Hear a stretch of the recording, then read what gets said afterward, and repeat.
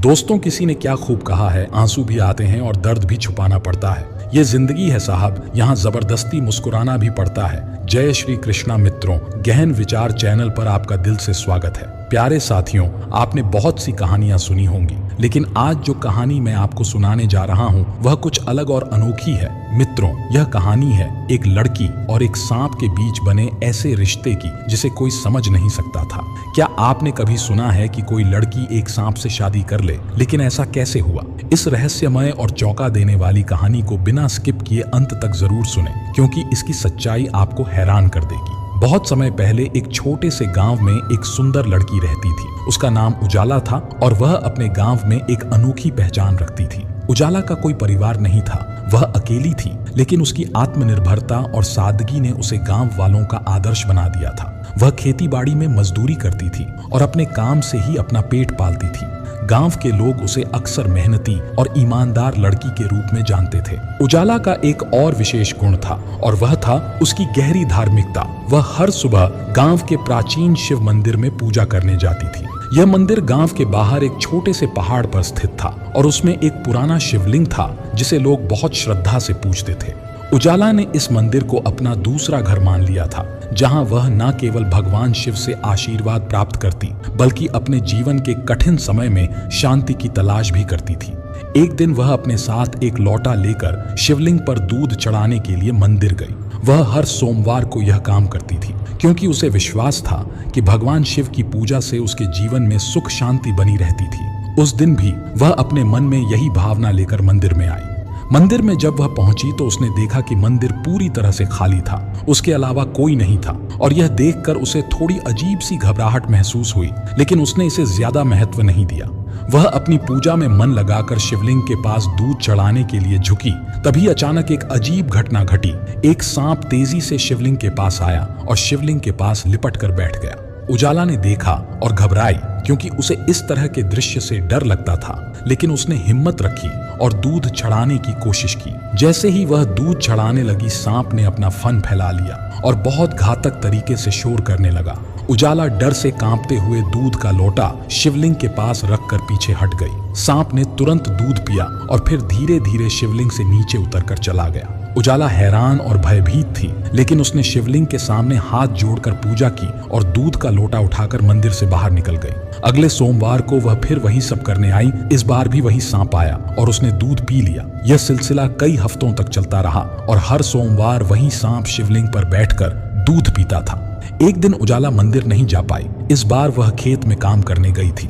खेत में काम करते समय एक सांप ने उसके सामने आ गया। वह डर गई, लेकिन वह सांप चुपचाप वहां से चला गया। फिर शाम के वक्त खेत से काम करके उजाला घर लौट रही थी कि तभी अचानक एक सांप ने उसका रास्ता काट दिया। उजाला सोचने लगी। तभी उसे एहसास हुआ कि शायद यह सभी घटनाएं एक संकेत है कि वह मंदिर में जाना भूल गई है। वह तुरंत घर गई, दूध लिया और मंदिर पहुंची। मंदिर में वही सांप फिर शिवलिंग के पास लिपटा हुआ बैठा था। उजाला ने उसे देखकर दिल से राहत की सांस ली और जैसे हर बार दूध पिलाया, वैसे ही सांप दूध पीकर चला गया। रात में सोते हुए उजाला के मन में एक सवाल था कि क्या यह सांप उसे यह याद दिलाने के लिए आ रहा है कि वह मंदिर में दूध चढ़ाने के अपने कर्तव्य को ना भूले? क्या यह सांप उसी रूप में था या इसका कोई और राज था? वह यह सोचते सोचते सो गई। अगला सोमवार आया और उजाला एक बार फिर दूध का लोटा लेकर मंदिर गई। इस बार जब वह मंदिर पहुंची तो उसने देखा कि सांप शिवलिंग पर लिपटा हुआ नहीं था, वह बक्से के पास बैठा था, जैसे कुछ संदेश देना चाहता हो। उजाला हैरान हुई और हंसी में बोली, क्या हुआ? अब तुम बक्से पर बैठ गए हो? क्या शिवजी से नाराज हो? उसने जैसे ही बक्से के पास दूध रखा, सांप ने दूध पीने के बजाय बक्से से नीचे उतरकर उसी बक्से पर वापस चढ़ना शुरू कर दिया। यह देखकर उजाला और भी हैरान हो गई, लेकिन फिर उसे यह महसूस हुआ कि सांप कुछ संदेश देना चाहता है। उसने बक्से को खोला और उसमें से एक पत्र मिला। पत्र को खोलकर पढ़ने पर उजाला को यह जानकर बहुत बड़ा झटका लगा, क्योंकि पत्र में लिखा था, मैं सांप नहीं, पहले एक इंसान था। मेरी गलती के कारण मुझे यह रूप मिला है। यदि कोई कुंवारी लड़की मुझे 16 सोमवार तक दूध पिलाएगी तो मैं फिर से इंसान बन जाऊंगा। उजाला ने कांपते हाथों से पत्र को दोबारा पढ़ा। उसके दिल की धड़कन तेज हो गई। वह सोचने लगी, क्या यह सच हो सकता था? क्या यह सांप वास्तव में कभी इंसान था? उजाला की आंखों में कई सवाल थे, लेकिन एक चीज वह अच्छी तरह समझ चुकी थी। यह कोई साधारण सांप नहीं था, यह कोई श्रापित आत्मा थी जिसे मुक्ति की तलाश थी। उजाला ने कांपते स्वर में सांप की ओर देखा जो अभी भी शिवलिंग के पास दूध के लोटे के पास बैठा था। पहली बार उसने सांप की आंखों में गौर से देखा। उसे ऐसा लगा जैसे उन आंखों में एक अलग तरह की गहराई थी, जैसे कोई उसे कुछ कहना चाहता हो, कोई उसे पुकार रहा हो। उजाला ने धीरे धीरे हाथ जोड़कर कहा, क्या यह सच है? क्या तुम इंसान थे? सांप ने कोई प्रतिक्रिया नहीं दी, वह बस वहीं चुपचाप बैठा रहा। उजाला ने गहरी सांस ली और मन ही मन सोचने लगी, अगर यह पत्र सच कह रहा है तो इसका मतलब यह हुआ कि यह सांप पिछले ना जाने कितने वर्षों से इस श्राप में फंसा हुआ है। अगर मैं हर सोमवार इसे दूध पिलाऊंगी तो मैं पीछे नहीं हटूंगी, मैं इसे इंसान बनने में मदद करूंगी। उसने सांप की ओर देखा और धीरे से कहा, मैं हर सोमवार तुम्हें दूध पिलाऊंगी, चाहे कुछ भी हो जाए। मैं तुम्हारी इंसान बनाने में मदद करूंगी। उजाला की यह बात सुनकर सांप पहली बार थोड़ा हिला, जैसे उसने उसकी बात समझ ली हो। फिर धीरे धीरे उसने दूध पिया और मंदिर से बाहर चला गया। अब उजाला हर सोमवार को मंदिर जाने लगी। पहले तो वह केवल दूध ले जाती थी, लेकिन अब वह फल और फूल भी चढ़ाने लगी। उसे ऐसा महसूस होने लगा था कि यह सिर्फ एक सांप नहीं था, बल्कि कोई ऐसी आत्मा थी जो इंसान बनने के लिए तरस रही थी। धीरे धीरे उजाला और सांप के बीच एक अनोखा रिश्ता बन गया। पहले जहां उजाला सांप को देखकर डरती थी, अब उसे देखकर उसे डर नहीं लगता था। वह उसके सामने सहज महसूस करने लगी थी। कई बार उजाला खेतों में काम करने जाती तो उसे ऐसा लगता कि कोई उसके आसपास है। जब वह ध्यान देती तो देखती कि वही सांप पास ही कहीं पड़ा हुआ है। वह उसे कोई नुकसान नहीं पहुंचाता, बस उसके साथ साथ चलता। उजाला मुस्कुराकर कहती, तुम अब मेरे पीछे पीछे क्यों आते हो? कहीं मुझे देखकर डर तो नहीं जाओगे? लेकिन सांप हमेशा चुपचाप बस उसकी तरफ देखता रहता। धीरे धीरे गांव के लोगों को भी यह बात समझ में आने लगी कि उजाला मंदिर में हर सोमवार जाती है और किसी सांप को दूध पिलाती है। कुछ लोग इसे अच्छा मानते थे तो कुछ लोग डरते थे। एक दिन गांव की कुछ औरतों ने उजाला से पूछा, तू हर सोमवार मंदिर में जाती है और एक सांप को दूध पिलाती है, तुझे डर नहीं लगता? उजाला मुस्कुराकर बोली, डर किस बात का? वह सांप मुझे कभी नुकसान नहीं पहुंचाता। शायद भगवान शिव ने ही उसे मेरे पास भेजा है। औरतों ने सिर हिला दिया और बोली, भले ही वह अभी कुछ नहीं कर रहा, लेकिन याद रखना वह एक सांप है। अगर उसने तुझे काट लिया तो? उजाला को उनकी बातों से फर्क नहीं पड़ा। वह जानती थी कि यह कोई साधारण सांप नहीं था और उसे किसी भी हाल में अपने निर्णय पर अडिग रहना था। अब 12 सोमवार बीत चुके थे। उजाला को लगने लगा था कि यह सांप अब उस पर पूरा भरोसा करने लगा है। कभी कभी जब उजाला थक कर खेत में बैठ जाती तो सांप पास ही कहीं लेटा रहता। यह देखकर कई बार कुछ मजदूर डर जाते और भाग जाते, लेकिन उजाला कभी नहीं घबराई। वह अब खुद को सांप के और करीब महसूस करने लगी थी। उसे लगने लगा था कि यह सांप उसका सच्चा साथी बन गया है। वह अब उसे सिर्फ एक श्रापित प्राणी के रूप में नहीं देखती थी, बल्कि उसकी तकलीफ को महसूस करने लगी थी। एक रात उजाला अपने घर के बाहर बैठी थी। वह आकाश की ओर देख रही थी। चांदनी रात थी, ठंडी हवा बह रही थी, लेकिन उसके मन में कई सवाल थे। आखिर उसने कौन सी गलती की थी? कौन था वह इंसान? क्या वह सच में बदल सकता है? और अगर बदल भी गया तो क्या फिर कभी मुझसे मिलेगा? वह यही सोच रही थी कि तभी उसे अपने पैरों के पास कुछ महसूस हुआ। उसने नीचे देखा, वही सांप धीरे धीरे उसके पास आकर बैठ गया था। उजाला ने गहरी सांस ली और हल्की हंसी के साथ कहा, तुम्हें भी अब मेरी आदत पड़ गई है ना? सांप बस शांत बैठा रहा। अब सिर्फ 4 सोमवार बचे थे। उजाला हर सोमवार और ज्यादा श्रद्धा के साथ मंदिर जाती। अब वह दिन आ रहा था जब 16 सोमवार पूरे हो जाएंगे। उजाला के मन में एक अजीब सी बेचैनी थी। क्या सच में यह श्राप टूट जाएगा? अगर यह सच में इंसान बन गया तो क्या यह मुझे पहचान पाएगा? क्या वह मुझसे दूर चला जाएगा? इन सवालों ने उजाला के मन को घेर लिया था, लेकिन उसने खुद को संभाला और निश्चय किया कि जो भी होगा वह इस सांप को इंसान बनाने के अपने वचन को पूरा करेगी। आखिरी सोमवार के लिए वह तैयार होने लगी। इस बार वह केवल दूध ही नहीं बल्कि कुछ फल और पुष्प भी ले गई। उजाला की धड़कनें तेज थीं। मंदिर का वातावरण शांत था, लेकिन उसके भीतर एक अजीब सी बेचैनी थी। आज आखिरी सोमवार था जिस दिन वह इस श्रापित आत्मा को मुक्ति दिलाने वाली थी। क्या सच में कोई चमत्कार होगा? क्या यह सांप इंसान बन पाएगा या यह सब बस एक भ्रम था? शिवलिंग पर लिपटा सांप वैसे ही स्थिर पड़ा था जैसे हर सोमवार को होता था। उजाला ने कांपते हाथों से दूध का कटोरा उसके सामने रखा और धीरे से कहा, आज आखिरी सोमवार है। अगर पत्र में लिखी बातें सच हैं तो आज तुम्हें अपने असली रूप में लौट आना चाहिए। सांप धीरे धीरे दूध पीने लगा। उजाला की आंखें उसे निहार रही थीं। मंदिर की घड़ियाल बज रही थी। वातावरण में एक अद्भुत ऊर्जा थी। तभी अचानक मंदिर के दीपक की लौ तेज हो गई, जैसे कोई शक्ति वहां उपस्थित हो। हवा का झोंका मंदिर के अंदर गूंज उठा और उजाला को महसूस हुआ कि कुछ अलौकिक घटित होने वाला है। जैसे ही सांप ने दूध खत्म किया, उसके शरीर में हलचल होने लगी। उसकी आंखों से एक अलग तरह की चमक थी। मंदिर में मौजूद कुछ अन्य श्रद्धालु यह दृश्य देखकर भयभीत हो गए और धीरे धीरे बाहर जाने लगे। अचानक सांप के शरीर से एक हल्की रोशनी निकलने लगी। उसका शरीर कंपन करने लगा और उसके चारों ओर एक दिव्य आभा फैल गई। उजाला स्तब्ध थी। यह कोई सामान्य घटना नहीं थी। तभी सांप धीरे धीरे मंदिर के फर्श पर लेटने लगा और उसका शरीर एक उज्जवल प्रकाश में बदलने लगा। उजाला अपनी जगह खड़ी रह गई। उसकी आंखों के सामने एक अलौकिक दृश्य घटित हो रहा था। कुछ ही क्षणों में सांप पूरी तरह प्रकाश में समा गया और वहां एक युवक प्रकट हुआ। उसकी उम्र लगभग 25 से 26 वर्ष रही होगी। लंबा, तेजस्वी और गंभीर व्यक्तित्व, उसकी आंखों में शांति और दर्द का मिश्रण था। मानो कई वर्षों की यातना सहने के बाद वह अब स्वतंत्र हुआ हो। उजाला को अपनी आंखों पर विश्वास नहीं हो रहा था। उसके सामने जो खड़ा था वह वही श्रापित आत्मा थी जिसे वह इतने महीनों से दूध पिला रही थी। युवक ने धीमी आवाज में कहा, उजाला, तुम्हारा धन्यवाद। अगर तुम ना होती तो मैं कभी अपने असली रूप में वापस नहीं आ पाता। उजाला की आंखों में आश्चर्य और जिज्ञासा थी। उसने धीरे से पूछा, तुम कौन हो? तुम्हें यह श्राप क्यों मिला था? युवक ने गहरी सांस ली और बोला, मेरा नाम वीरव्रत है। सदियों पहले मैं एक राजकुमार था, लेकिन अहंकार और क्रोध के कारण मैंने एक महान साधु का अपमान किया था।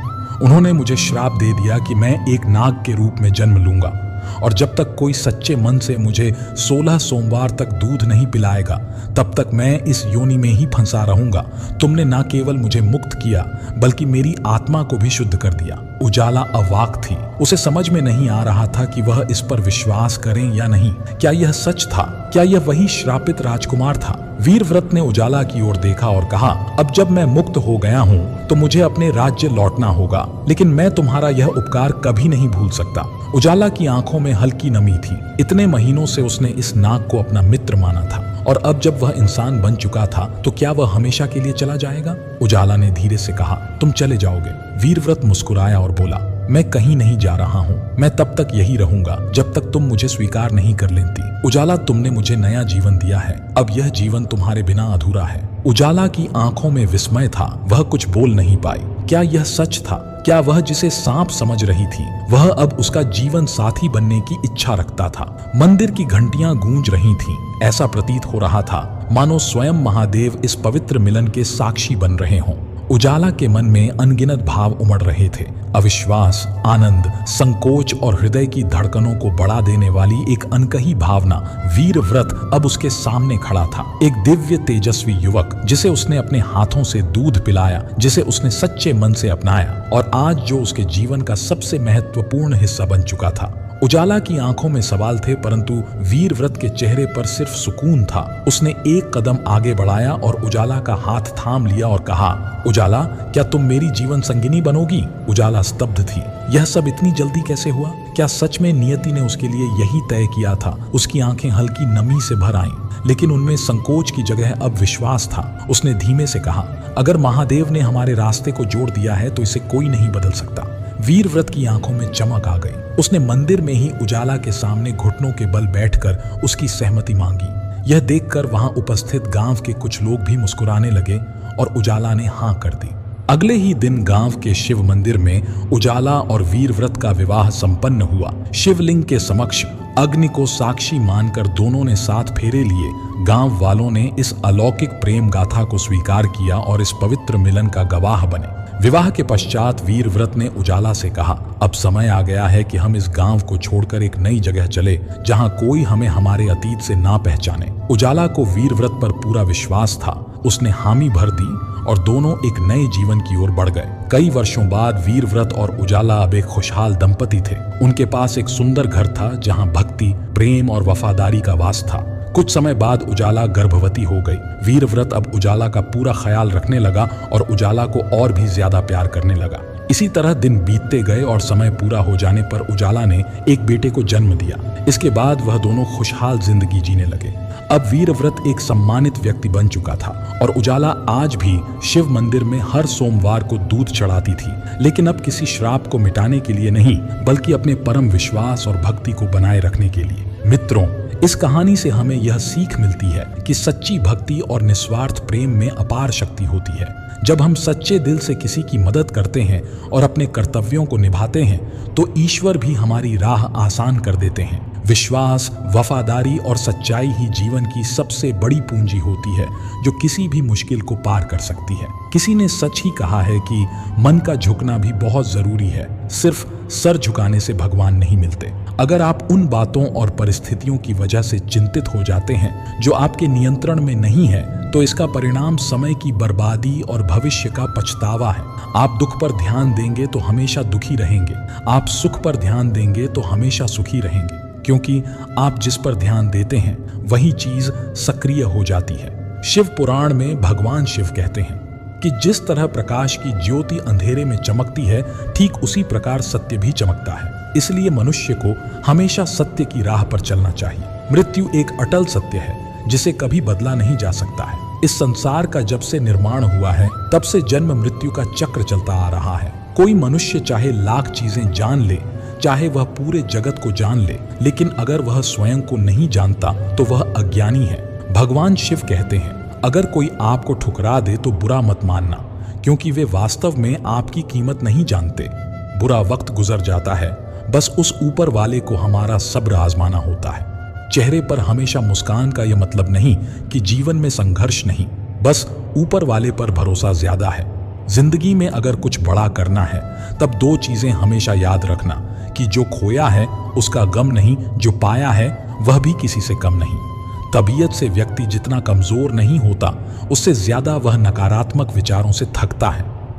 जिंदगी में हम कितने सही और कितने गलत हैं यह सिर्फ दो ही शख्स जानते हैं, परमात्मा और अंतरात्मा। नकारात्मक विचारों को अपने मन में प्रवेश करने की अनुमति ना दो, क्योंकि यही वह एक चीज होती है जो हमारा आत्मविश्वास कम कर देती है। कामयाबी कुछ नहीं, बस एक नाकामयाब व्यक्ति के संघर्ष की कहानी होती है। आपके खिलाफ होने वाली बातों को खामोशी से सुन लीजिए, यकीन मानिए वक्त उन्हें बेहतर जवाब देगा। जिसने अपने को वश में कर लिया है उसकी जीत को देवता भी हार में नहीं बदल सकते। अगर लोग आपकी अच्छाई को आपकी कमजोरी समझते हैं तो यह उनकी समस्या है। आप आईना हो आईना बने रहो, फिक्र वो करें जिनकी सूरत खराब है। शिव पुराण में भगवान शिव कहते हैं, कर्म योग ही वह योग है जिसके माध्यम से हम अपने जीवात्मा से जुड़ पाते हैं। कर्म योग हमारे आत्मज्ञान को जागृत करता है। इसके बाद हम न केवल अपने वर्तमान जीवन के उद्देश्यों को बल्कि जीवन के बाद की अपनी गति का पूर्वाभ्यास प्राप्त कर सकते हैं। इस योग में कर्म के द्वारा ईश्वर की प्राप्ति की जाती है। शिव पुराण में कर्म योग को सर्वश्रेष्ठ माना गया है। गृहस्थ और कर्मठ व्यक्ति के लिए यह योग अधिक उपयुक्त है। कर्म योग सिखाता है कि कर्म के लिए कर्म करो, आसक्ति रहित होकर कर्म करो। कर्म योगी इसीलिए कर्म करता है कि कर्म करना उसे अच्छा लगता है। कर्म योगी कर्म का त्याग नहीं करता, वह केवल कर्म फल का त्याग करता है और दुखों से मुक्त हो जाता है। उसकी स्थिति इस संसार में एक दाता के समान है और वह कुछ भी पाने की कभी चिंता नहीं करता। वह जानता है कि वह दे रहा और बदले में कुछ मांगता नहीं, और इसीलिए वह दुख के चंगुल में नहीं पड़ता। संसार का कोई कार्य ब्रह्म से अलग नहीं है, इसलिए कार्य की प्रकृति कोई भी हो, निष्काम कर्म सदा ईश्वर को ही समर्पित हो जाता है। पुनर्जन्म का कारण वासनाओं या अतिरिक्त कामनाओं का संचय है। कर्मयोगी कर्म फल के चक्कर में ही नहीं पड़ता, अतः वासनाओं का संचय भी नहीं होता। इस प्रकार कर्मयोगी पुनर्जन्म के बंधन से भी मुक्त हो जाता है। भगवान शिव कहते हैं, मनुष्य का मन वायु की तरह चंचल है। यह मन ही है जो मनुष्य को काम वासनाओं की तरफ भटकाता रहता है। अगर जीवन को सफल बनाना है तो मन पर काबू करना बहुत जरूरी है। मन को वश में करने से दिमाग की शक्ति केंद्रित होती है, जिससे कार्यों में सफलता मिलने लगती है। जिस व्यक्ति ने अपने मन पर काबू पा लिया, वह मन में पैदा होने वाली बेकार की चिंताओं और इच्छाओं से भी दूर रहता है। साथ ही वह व्यक्ति अपने लक्ष्य को भी आसानी से प्राप्त कर लेता है। अगर मन को वश में नहीं करोगे तो वह तुम्हारा सबसे बड़ा शत्रु बन जाएगा। भगवान कहते हैं, जो मनुष्य सुख और दुख में शांत रहता है, जिसके राग भय और क्रोध नष्ट हो गए हैं, जो मनुष्य शुभ और अशुभ वस्तु को पाकर ना प्रसन्न होता है और ना द्वेष करता है, जिन्होंने अपनी इंद्रियों को वश में कर लिया, वह स्थिर बुद्धि वाला मनुष्य मुनि के समान है। ऐसा मनुष्य स्थिर चित्त और इंद्रियों को वश में करके ज्ञान द्वारा परमात्मा को प्राप्त करके हमेशा संतुष्ट रहता है। क्रोध मनुष्य को नरक की ओर ले जाने वाला द्वार है। क्रोध करने से व्यक्ति का मन अशांत हो जाता है और उसकी स्मरण शक्ति भ्रमित हो जाती है।